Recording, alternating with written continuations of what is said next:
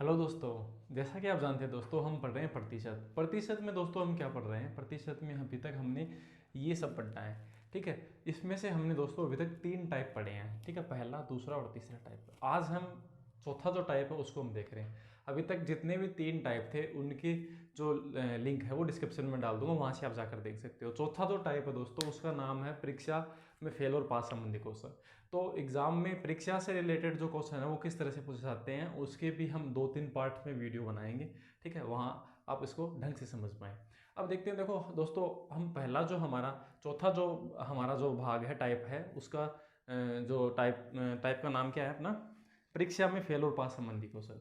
ठीक है, तो इसके जो क्वेश्चंस होंगे उसके 5 क्वेश्चन हम इस वीडियो में डिस्कस करेंगे। बाकी के जो क्वेश्चंस होंगे हम अगले पार्ट में डिस्कस करेंगे।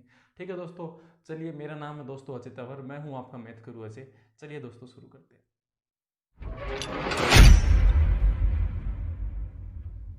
अब दोस्तों, अगर आपने 3 टाइप है उनको नहीं देखा है तो पहले आप उनको देखें। ठीक है, अगर आप चौथा टाइप भी देखते हैं तो भी कोई फर्क नहीं पड़ता, पर अब अगर आप बेसिक आपको आता है तो मैथमेटिक का, तो इसमें कोई आपको दिक्कत नहीं होगी। अब चौथा जो टाइप है उसका पहला नंबर जो क्वेश्चन है ना, उसको हम देखते हैं कि क्वेश्चन किस तरह से होंगे। दूसरा दोस्तों, मैं जब आपको पढ़ाऊंगा तो क्वेश्चन आसान से टफ की तरफ बढ़ेंगे। ठीक है, पहले आसान क्वेश्चन होंगे, फिर उसके बाद में धीरे धीरे उनका लेवल बढ़ता जाएगा और वो टफ बनते जाएंगे। ठीक है, पूरे के पूरे वीडियो है, पूरे के पूरे जो आपको क्वेश्चंस हैं उसका मैं आपको दावा करता हूँ, आपको इतना सारा मैटर है वो कहीं नहीं मिलेगा दोस्तों।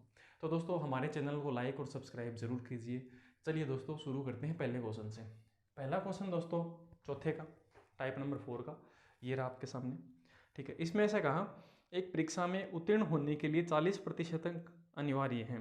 एक प्रतियोगी को 220 अंक प्राप्त होते हैं और वह 20 अंकों से असफल हो जाता है।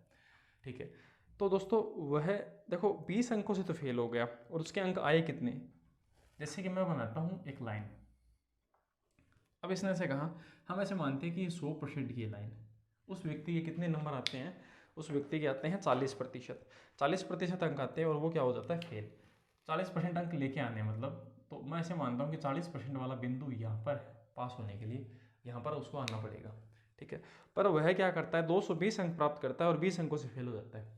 तो इसका मतलब ऐसा है कि 220 अंक है वो 40% से इसी तरफ है। तो मैं लिख देता हूँ 220 अंक, और कितने अंकों से फेल हो गया? 20 अंक से। ठीक है, तो दोस्तों मैं ऐसा कह सकता हूँ ना ओवरऑल, कि ये जो टोटल है यहाँ से यहाँ तक का, वो 220 और 220 और 20, टोटल कितना हो गया? 220 प्लस 20। मैं ऐसा कह सकता हूँ 240 नंबर उसको लेकर आता ना, तब जाके वो पास होता। ठीक है, पर क्वेश्चन में देखो ये चीज़ परसेंटेज में भी लिख रखी है 40%।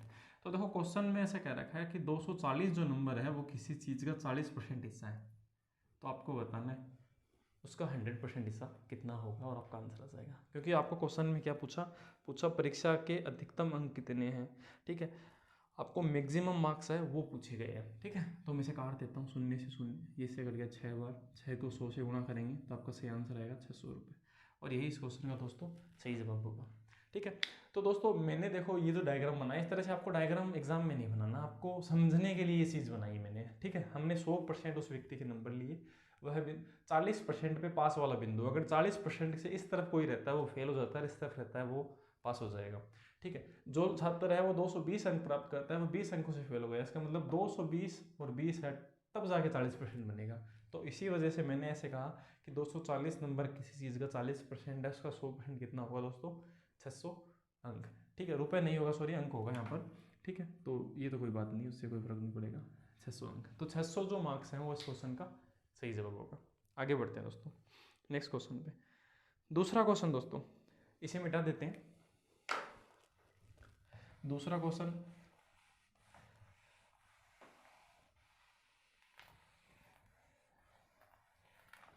दूसरा जो क्वेश्चन है दोस्तों वो है आपका, एक परीक्षा में उत्तीर्ण होने के लिए 35% अंक अनिवार्य है। एक प्रतियोगी को 82 अंक मिलते हैं और वह 23 अंकों से असफल हो जाता है। देखो सेम जैसे हमने किया था वैसा ही क्वेश्चन है। ठीक है, एक बार फिर से दोस्तों मैं क्या करता हूँ, आपको ढंग से इस चीज़ को समझाता हूँ। ये मान लेते हैं 100% पूरे मार्क्स हैं। ठीक है, अब हम एक बिंदु बनाते हैं जहाँ पर पासिंग मार्क्स है ना, टोटल वो होता है जहाँ पर इस तरफ वाले फेल हो जाते हैं उस तरफ वाले पास हो जाते हैं। तो इसमें ऐसा लिखा है 35% अंक लाने ज़रूरी है, तो मैं यहाँ पर बना देता हूँ 35% वाला ये एक निशान। ठीक है। अब जो भी छात्र इस तरफ रहेगा वो तो फेल हो जाएगा, इस तरफ वाला पास हो जाएगा। अब क्वेश्चन में देखो क्या कहा गया कि एक परीक्षा में 35% अंक लाने जरूरी हैं, 82 अंक प्राप्त करता है और 23 अंकों से फेल हो जाता है। मतलब 82 तो उसने लेके आया वो, ये 82 वो फेल हो गया कितने से, 35 से। तो मतलब इतने उसके कम आए ये वाला हिस्सा, ये 35। तो 82 में 35 जोड़ देते हैं, 82 प्लस 35, 82 में 35 कम रह गए, तो 35 अगर और आते तो कितने अंक आते हैं उसके, 5 और 2 7, 8 और 3 कितना 11, 117 अंक आते हैं। तो अब हम ऐसा कह सकते हैं कि जो आपके 117 अंक हैं दोस्तों, ठीक है, वो आपके किसके बराबर है, 35% के बराबर है। तो इसका 100% कितना होगा, ठीक है। और हम बता सकते हैं कि टोटल अधिकतम मार्क्स है ना वो कितने, अधिकतम कितने होते हैं, 100% अधिकतम होते हैं दोस्तों, ठीक है। अब इसे हम काट लेते हैं, 7 से काटते हैं, 7 5 35, इसे 60 से काटते हैं, 7 एकम 7, ठीक है। 7 से ये पूरा कट ही नहीं रहा, ऐसा कैसे हो सकता है।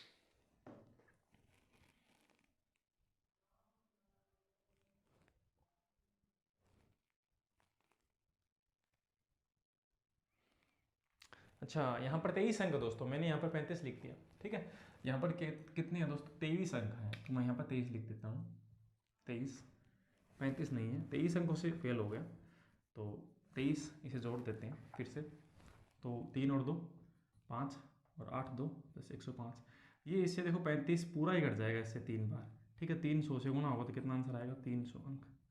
ये इस क्वेश्चन का सही जवाब होगा, ठीक है। देखो लगभग क्या होता है कि आपका जो क्वेश्चन पूछा जाता है एग्जाम में उसके आंसर है वो करेक्ट आते हैं, ठीक है, मतलब एक्यूरेट आते हैं एकदम से, मतलब पॉइंट पॉइंट में नहीं आते। हम इसको करने को कर सकते थे, ऐसी बात नहीं, 35 करके भी हो जाता आंसर, पर ठीक है वो पर एग्जामिनर इस तरह के क्वेश्चन कम पूछना चाहता है, ठीक है। आगे देखते हैं, देखो आपको एग्जामिनर है वो कंसेप्ट पूछना चाहता है, नहीं कि कैलकुलेशन, कैलकुलेशन के तो कैलकुलेटर बने हुए हैं, ठीक है। आगे देखते हैं दोस्तों, तीसरा जो क्वेश्चन है इसे मिटा देते हैं, तीसरा क्वेश्चन देखते हैं।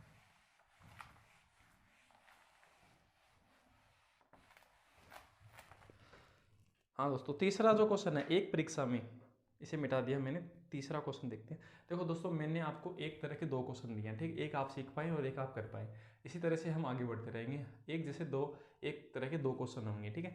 अब नेक्स्ट जो तीसरा क्वेश्चन है उसको हम देखते हैं।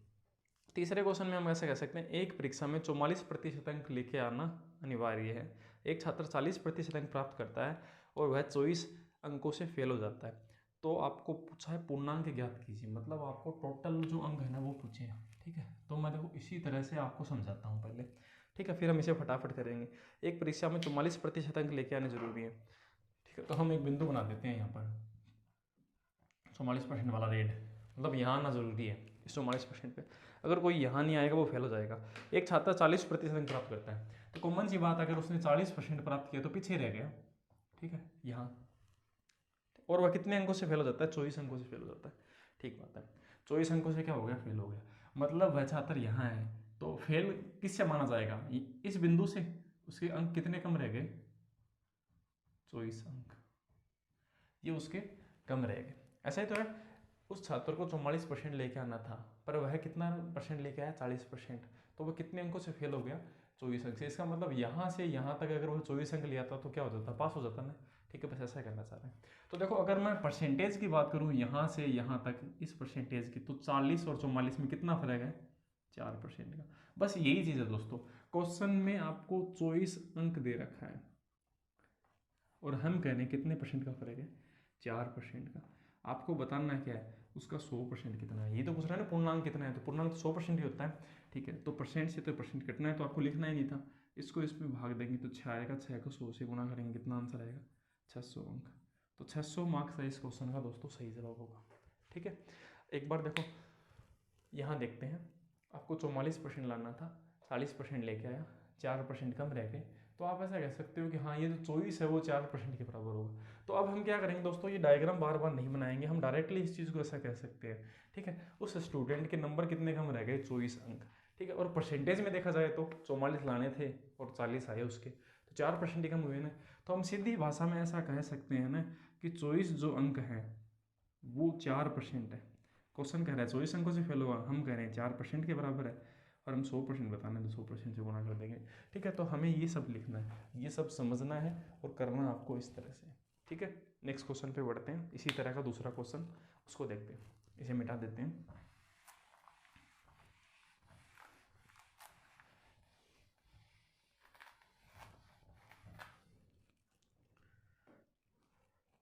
नेक्स्ट जो क्वेश्चन है दोस्तों, इसने ऐसे कहा, चौथा क्वेश्चन, 40 एक परीक्षा में 40% अंक लेके आना जरूरी है। एक छात्र 36% अंक प्राप्त करता है और 16 अंकों से फेल हो जाता है।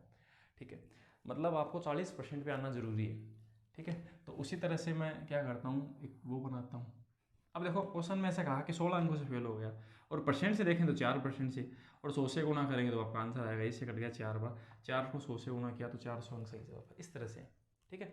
अब करना कैसे है वो मैं आपको एक बार फिर से समझा देता हूँ।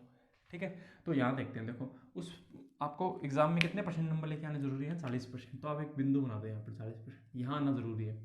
पर वह छात्र कहाँ तक आ पहुँचा, वह 36% तक ही पहुँचा। तो इसका मतलब फेल होगा, वो यहाँ नहीं पहुँच पाया इतनी दूर।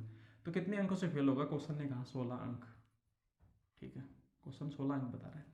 और हम अगर परसेंटेज में देखें ना उसका मान, तो कितना है, 37 और 40 का 4%। तो बस हमने ऐसा ही किया कि 16 जो अंक हैं वो क्या है, 4% हिस्सा है। पूरा 100% हिस्सा कितना है, पूरा ये 100% ही तो नहीं है लाइन पूरी, वही बताना आपको। ये इससे घट गया 4 बार, 400 से गुणा होगा तो 400 अंक इस क्वेश्चन का सही जवाब है। ठीक है दोस्तों, तो इस तरह से क्या है, अब फटाफट आपको इस तरह से इस चीज़ को मैनेज करना है। एक बार अगर आप सीखने के दौर से हैं तो आप चित्र बना सकते हैं, कोई दिक्कत नहीं है, ताकि आप ढंग से इस चीज़ को समझ पाएँ। ठीक, आगे बढ़ते हैं दोस्तों नेक्स्ट क्वेश्चन पे। इसे मिटा देते हैं।